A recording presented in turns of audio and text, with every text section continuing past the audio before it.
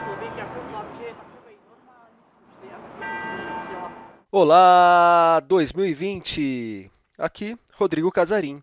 E depois de uma pausa para tomar vinho e comer bacalhau, está de volta o podcast do Página 5, que chega à edição de número 17. Já é tarde, eu sei, mas feliz ano novo para todo mundo. Página 5. Pagina 5. Seite 5. Page 5. Como vocês já sabem, o Página 5 é também o blog de livros que edito no portal UOL.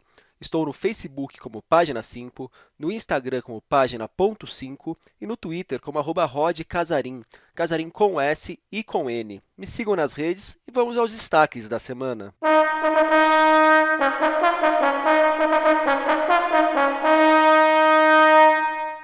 O novo livro de Marcelo Moutinho.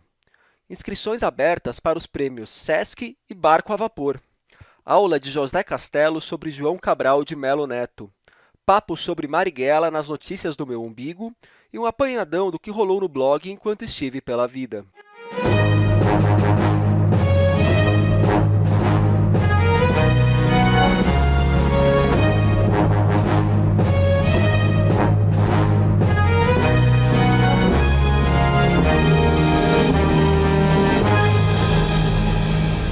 Com desenvoltura narrativa e notável habilidade na caracterização das personagens, Moutinho consegue extrair da realidade mais prosaica da vida carioca um lirismo que subverte a própria certeza que nela subjaz.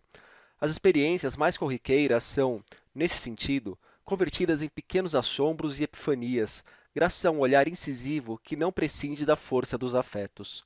Tudo com densidade e leveza ao mesmo tempo. É o que a professora, pesquisadora e crítica literária Maria Esther Maciel escreve sobre Rua de Dentro, novo livro de contos de Marcelo Moutinho que está saindo pela Record. Moutinho é autor de livros como Na Dobra do Dia, de crônicas, e Ferrugem, de contos, que levou o Prêmio Biblioteca Nacional de 2017. Em Rua de Dentro, a nova obra, o escritor volta ao que é um de seus maiores trunfos, lidar com pessoas comuns. Esses comuns, por favor, com muitas aspas, como ele mesmo dirá daqui a pouco. Diferente das histórias que tantos outros escritores contam por aí, as histórias do Moutinho não costumam ser protagonizadas por jornalistas, publicitários, professores ou algo do tipo, mas por personagens que vivem um tanto marginalizados no cotidiano das grandes cidades, habitando bairros e ruas que passam longe de grandes badalações. Nas 13 histórias que compõem o livro, o leitor irá encontrar uma jovem trans que se divide entre a prostituição e a faculdade de direito, um militante sem ideologia que empunha a bandeira só para tentar pagar as contas, um ex-casal que tenta manter o mínimo de civilidade, funcionários de um restaurante que vende comida por quilo. O autor falou um pouco a respeito do novo livro aqui para o blog e da importância das ruas para a sua obra. Eu acredito que as ruas de uma cidade, de qualquer cidade, elas têm um discurso. São um campo riquíssimo de linguagem. Essa linguagem se traduz nessa algaravia de sons e de signos que uma rua encena. Está no bordão de um camelô, está numa conversa entrecortada que se escuta dentro de um transporte público, está no letreiro de uma loja, num cartaz, no anúncio do prato do dia de um restaurante.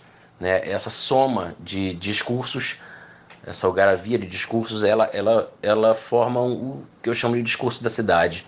Eu sempre procurei relacionar a minha literatura, tanto no conto quanto na crônica, com essa linguagem das ruas. Isso já acontecia no Ferrugem, já acontecia no livro de crônicas, né? E agora acontece mais fortemente no livro novo, que traz esse termo rua para o próprio título. E o que seria essa rua de dentro? A rua de dentro é justamente aquela que não é a principal. Né? A gente costuma, quando está pedindo informação no trânsito, assim, você vai por ali, vai pela rua principal, vai pela avenida, você pode ir pela rua de dentro. A rua de dentro é aquela justamente que não é a rua maior, a rua mais importante. E como eu tenho buscado criar personagens que se inscrevem nesse lugar, nesse espaço, né, daquele que está fora do holofote, são os personagens chamadas pessoas comuns, com muitas aspas aí, esse Rua de Dentro se referencia a isso. Por outro lado, se referencia também às ruas íntimas, né, as ruas que a gente traz dentro da gente, a experiência coletiva que a gente traduz no campo individual e íntimo. Outra característica que me agrada muito no Moutinho, e agora falo dele tanto quanto escritor quanto como pessoa, é que ele é boleiro. Torce para o Fluminense, adora jogar uma pelada e costuma levar o futebol também para seus livros. Em 2018, quando eu fiz uma espécie de cobertura literária da Copa do Mundo, usei textos dele para elogiar um gol de bico do Felipe Coutinho e para apontar Higuaín como grande carrasco de Messi com a camisa da seleção argentina. O futebol também está presente em Rua de Dentro. No conto Oxê, Moutinho aborda a homofobia nos gramados e ao redor dos campos, como ele nos explica. O futebol está mais uma vez presente, dessa vez num conto intitulado Oxê, e cujo subtexto é a questão da homofobia. A gente teve um caso recente de um diretor do Corinthians fazendo uma suposta brincadeira sobre o não uso da camisa 24 por um recém-contratado do clube, e o que só mostra que o assunto está bastante atual, né? O futebol é um campo onde a homofobia talvez seja ainda mais forte do que nos outros campos, né? O livro Rua de Dentro tem uma pegada muito forte com relação a essa questão da opressão do machismo e de uma certa masculinidade sobre o próprio homem, né? Com relação a exigências de certos comportamentos e da relação homofóbica mais pura e simples. O conto que se passa no Mineirão, no dia da semifinal Brasil e Alemanha, do célebre 7-1, ele trata desse tema e trata também e faz uma outra relação, abre uma outra relação, outro campo de análise, que é a questão das religiões afro-brasileiras. O conto se chama Oxê, Oxê é o Machado de Xangô, e essa é uma tentativa também de trazer para a literatura esses assuntos, né? As religiões afro-brasileiras, o futebol, o samba, a vivência da vida suburbana brasileira fora das ruas principais, né? Como alude o título. Se interessou, Rua de Dentro já tem 3 lançamentos agendados. Dia 30, quinta que vem, na Livraria da Travessa de Botafogo. Dia 1º de fevereiro, na Folha Seca, esses 2 no Rio de Janeiro. E no dia 4, em São Paulo, na Livraria da Travessa de Pinheiros. Estão abertas as inscrições para a edição deste ano do Prêmio Sesc de Literatura, que contempla livros de contos e romance. Podem participar apenas autores estreantes, ou seja, que nunca tenham publicado nada nesses gêneros. Além de se projetarem no circuito literário, os vencedores têm o livro publicado pela Record com tiragem inicial de 2.000 exemplares. O Prêmio Sesc surgiu em 2003. Desde então, já revelou 29 novos autores e se estabeleceu como um celeiro de craques da nossa literatura. No ano passado, 1.043 romances e 926 livros de contos concorreram à distinção, que acabou nas mãos do romancista Felipe Holloway, por O Legado da Nossa Miséria, e do contista João Gabriel Poulsen, por O Doce e o Amargo. Dentre os outros vencedores do prêmio, também estão nomes como Juliana Leite, Sheila Ismanioto, Marcos Pérez, Mário Rodrigues, Débora Ferraz, Andrade Leones e Luísa Geisler. As inscrições para a edição deste ano do prêmio vão até o dia 20 de fevereiro e são gratuitas.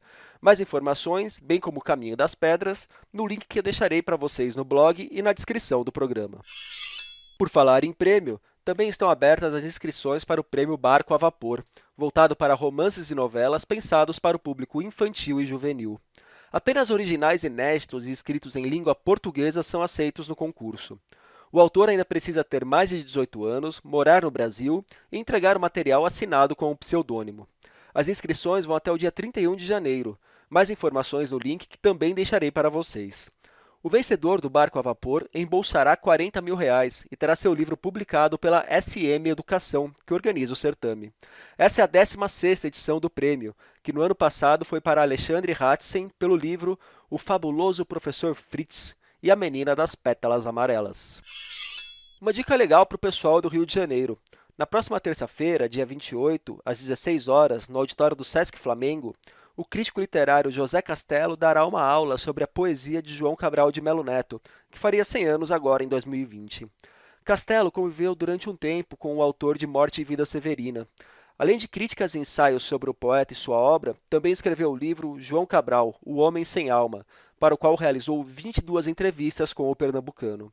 Na faixa, a aula abre o semestre do Instituto Estação das Letras. Notícias do meu umbigo.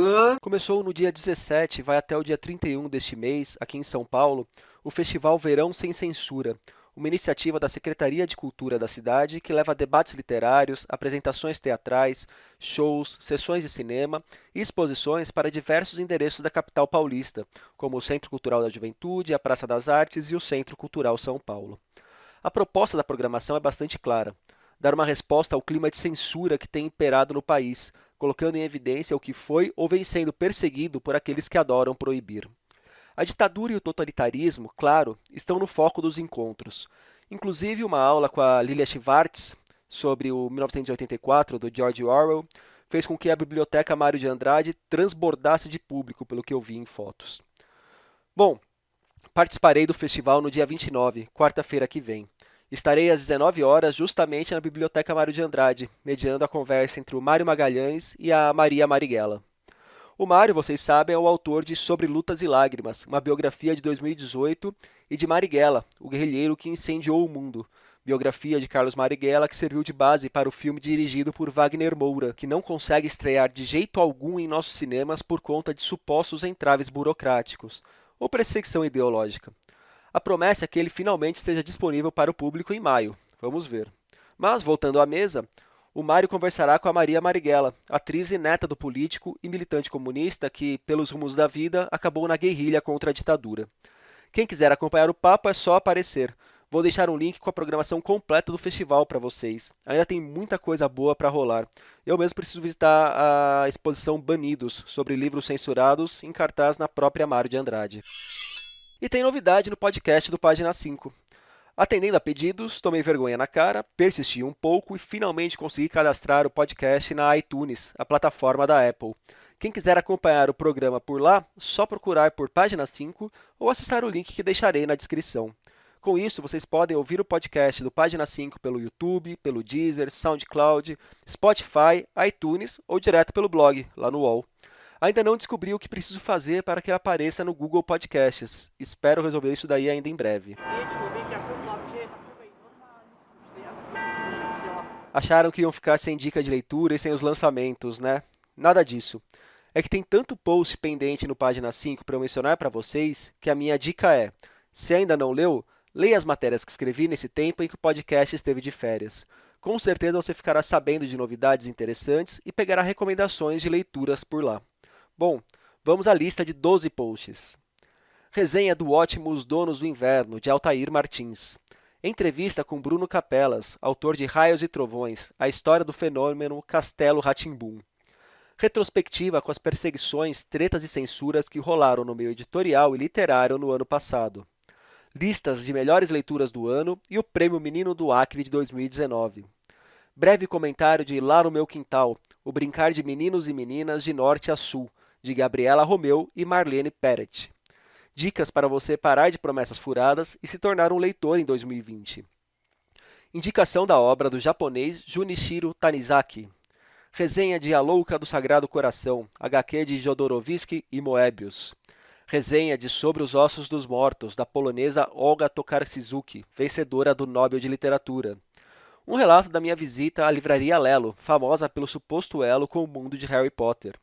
Artigo sobre como George Orwell, cuja morte completou agora 70 anos, é um nome cada vez mais importante para entendermos nosso tempo. E, finalmente, resenha de Os Engenheiros do Caos, como as fake news, as teorias da conspiração e os algoritmos estão sendo utilizados para disseminar o ódio, medo e influenciar eleições, de Giuliano da Empoli. E por hoje é isso. Gostou dessa edição do podcast? Tem dúvidas, sugestões, elogios a fazer, pedras a jogar? Me procure pelas redes. Por favor, também avaliem o podcast, deem joinha, estrelinha ou seja lá o que for. E indiquem tanto o programa quanto o blog para os amigos. Isso sempre ajuda demais. Um abraço, um beijo, um aperto de mão e até a semana que vem.